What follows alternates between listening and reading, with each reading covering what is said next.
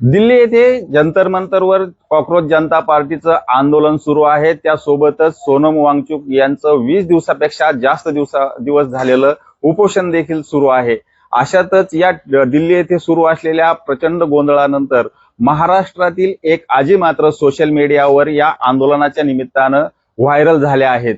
या आजी या आंदोलनामध्ये सहभागी झालेल्या पाहायला मिळालेल्या आहेत. त्यासोबतच आंदोलकांना पाठिंबा देताना देखील पाहायला मिळाल्या आहेत. याच आजी अहिल्यानगरच्या रेल्वे स्थानकावर येऊन पोहोचलेल्या आहेत आणि आपल्यासोबत स्वतः त्या आजी आहेत. आजी, तुम्ही दिल्लीला नेमकं कशा गेल्या, या आंदोलनात कशा सहभागी झाल्या, जरा सविस्तर सांगा. मी दिल्लीला गेले एव्हा का माझ्याजवळ पैसे नसते. मी आपलं तसंच जाते, मला टीसी सुद्धा काही करीत नाही. मला पैसे देते टीसी. माझं काल आहो त्यांनी माझं हे घेतलं, काय म्हणते त्याला, नाही शिल्पी घेतला माझा. आजी हमें शिल्पी चाहिए. म्हणलं घ्या ना बाबा.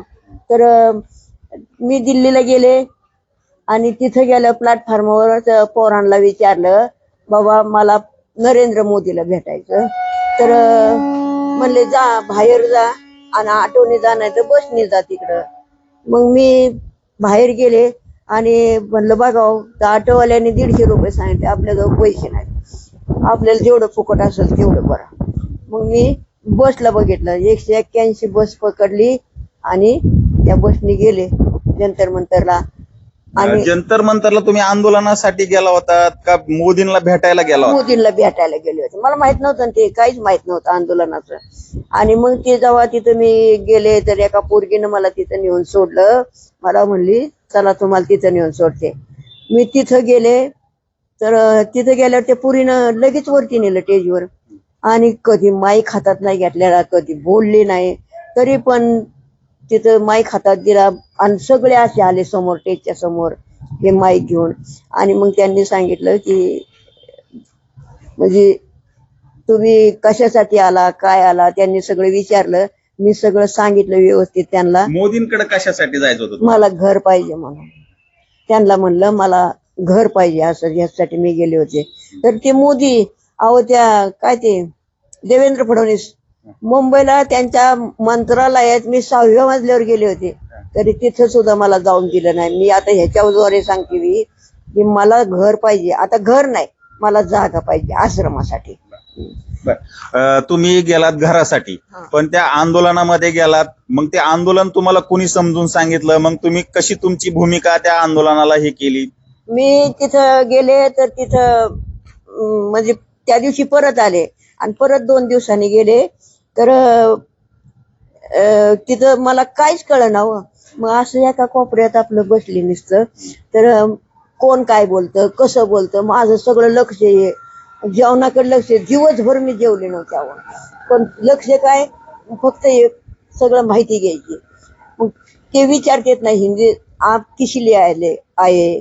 तेव्हा त्यांना काय सांगायचं. मग एका बाईला विचारलं काय सांगायचं त्यांना. ती म्हणली समर्थन करणे के लिए आहे. मग असं मी एक एक माहिती घेतली आणि सगळं त्यांना. मग त्यांचं आंदोलन तुम्हाला काय कळालं, कशासाठी बसलेले? तर तुम्ही त्यांना समर्थन दिलं, तर ते कसं दिलं? मी सांगितलं ना, असं सोशल मीडियावर सुद्धा सांगितलं ना, अशी मुलाखत झाली तर त्याच्यात सुद्धा सांगितलं की पेपर फुटले आणि पेपर फुटल्यामुळं 32 पोरांनी आत्महत्या केल्या. तर त्या आत्महत्याला जबाबदार कोण? तिथं मी म्हणलं त्याला जबाबदार कोण मला सांगा म्हणलं. तर आता ते त्या काय म्हणते ते मोदीला लेकरं बाळत नाहीत, त्याला काय वाटायचं? सुख दुःख त्या पोरांच्या आईबापाचं सुख दुःख मोदीला काय वाटायचं, काय कळणार आहे? कारण त्याला लेकरं बाळत नाहीत, पोरच नाहीत. आणि धर्मेंद्र प्रधानचे पोरं विदेशात शिकतात, त्यांच्याकडे भरपूर पैसा घेऊन लय पेपर फोडतात. मग गोरगरिबाच्या लेकरांनी काय करायचं हे मला सांगा म्हणलं. मी एक आजी आहे म्हणलं आणि सगळ्यांना सांगितलं माझं कोण शिकत नाही काय नाही, पण मी ह्या सगळ्या पोरांसाठी आले. हे जे पोरं पोरी आहेत ना, हे माझे नातवंड आहेत. मी सगळ्यांची आजी आहे, हिंदीत सांगितलं. आणि मला सगळेजण दादी म्हणून हाक मारीत जा असं मी सांगितलं त्यांना. हे असं भूमिका काय असली पाहिजे हे सुद्धा त्या पोरांनीच सांगितलं का तुम्हाला, की मोदींना लेकरं बाळ नाहीत? नाही, हे मी सांगितलं. आणि मग परत असं बसत बसत 4-5 दिवस झाल्यावर एक ठिकाणी असं ते कागद पडलेला होता पेपरचा, आपलं नाही का वाचतं पेपरचे, तर ते मला वाचायचं लय नाद आहे. शिक्षण माझं भरपूर झालंय ना. किती झालं असं? किती झालंय? दुसरी 62-63 सालात दुसरी झालं, पण मला वाचायला येतं म्हणून मला वाचायचं लय नाद आहे. ते कागद घेतला आणि त्याच्यावर वाचलं. तर ते नितीन गडकरीच्या पोराने त्याच्या पोराचं भविष्य बघितलं, दुसऱ्याचा काही विचार केला का? मग त्या पोराला कंपनी काढून दिली, कशाची? इथिलॉन का काय म्हणते, इथिनॉल. तर ती कंपनी काढून दिली, तर त्याने इंजिन खराब होते. इथिलॉन म्हणजे काय असतं काय नाही. तर परत मला पोरांनी सांगितलं की ऊसाचं जे मळी निघते त्याच्यातून काढलेलं असतं. मग किती नुकसान होतं हे.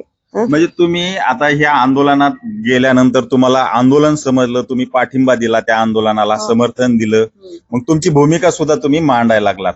पण तुम्ही गेला होता घरासाठी, हा, आणि आता तिथं गेल्यानंतर झालात आंदोलनात सहभागी. किती दिवस राहिलात? मग आता तुम्ही आलात तर परत वाहणार आहेत का? मी 18 दिवस तिथे राहिले आणि त्या दिवशी परा दिवशी जे जेव्हा ते लाठीचार्ज झाला आणि धुराच्या नळकांड्या फोडल्या आणि माझ्या अक्षरशः घशात सगळं गेलं होतं, डोळ्यात गेलं होतं. मी अजून पोराला सांगितलं नाही, त्याची माझी भेटच नाही अजून. तर तिथं ते एवढं झालं, मग मला पोलिसांनी उचलून नेलं, मेट्रोमध्ये ठेवलं. तर मेट्रोमध्ये मग ते चांगलं 5 वाजेपर्यंत बसले. मग एक पोरगी आली आपल्या औरंगाबादची, तिथं शिका सर्व्हिसला. मग त्या पोरीनं मला घरी नेलं तिच्या, आणि तिथं मग तिच्या घरी जाऊन मी 1 दिवस राहिले. तेव्हा तिनं पण असं मला म्हणली तुमच्या संग सेल्फी घ्यायचा, हे करायचं. आता मी साधी ट्रेन मध्ये सुद्धा लोक म्हणते सेल्फी घ्यायचा आजी, सेल्फी घ्यायचा आजी. अहो टीसी म्हणला दादी हमें सेल्फी चाहिए. घ्या बाबा म्हणलं, मी अशी साधी. बरं, आता तुम्ही त्या आंदोलनातून आलात इकडं, पण वापस जाणार आहेत का? आता काय तुमचं समर्थन दिलंय, पण मग आता तिथं तर आंदोलन सुरू आहे अजून. हा, आंदोलन सुरू आहे अजून. आणि ते काय ते धर्मेंद्र प्रधान जोपर्यंत राजीनामा देत नाही तोपर्यंत आंदोलन चालूच राहणार. मी जाणार ना. कधी? माझं घर नाही, दार नाही, काय नाही. इथं पोरग दुसऱ्याच्यात काम करतं. तर मी उद्या नाही तर परा दिवशी गाडीला बसणार, लगेच परत त्यांना समर्थन द्यायला, सहभागी व्हायला तिथं जाणार. आणि त्या अभिजित दिपके आहे ना, ते रोज संध्याकाळी माझ्यापाशी यायचा. तिथं आम्ही बसलेलो होतो ना असं, तर तिथं माझ्यापाशी यायचा. आजी तब्येत बरी आहे का, जेवण झालं का, मराठीत बोलायचं. सगळे लोक बघायचे त्याच्याकडे. आणि मग ते असं सगळं मला ते विचारायचा. आणि जे औषधाचं स्टॉल लावलेलं होतं ना, तर त्या स्टॉल वाल्याला सांगितलं होतं त्या आजीची रोज सकाळी जाऊन चौकशी करायची. तो 2-4 दिवस आला, परत त्याला म्हणलं तू काहीतरी बाबा मला विचारायला, तुझं माझं नातं काय, आजीचं नातवाचं आहे का? ते म्हणला आजी अभिजित सरांनी मला सांगितलं की आजीकडे सगळं लक्ष ठेव, आणि एवढं सुद्धा त्याने केलेलं आहे. तर म्हणजे आता तुम्ही 2-3 दिवसांनी परत वापस? हा, मी परत जाणार आणि तिथं जोपर्यंत हे होत नाही ना तोपर्यंत मी तिथं थांबणार. मला आता कळलंय पोलीस मला मारित नाहीत, मला उचलून बाजूला नेतात. म्हणून मी आता पोलिसांना बी घाबरत नाही, कोणालाच घाबरत नाही. त्याच्यामुळे मी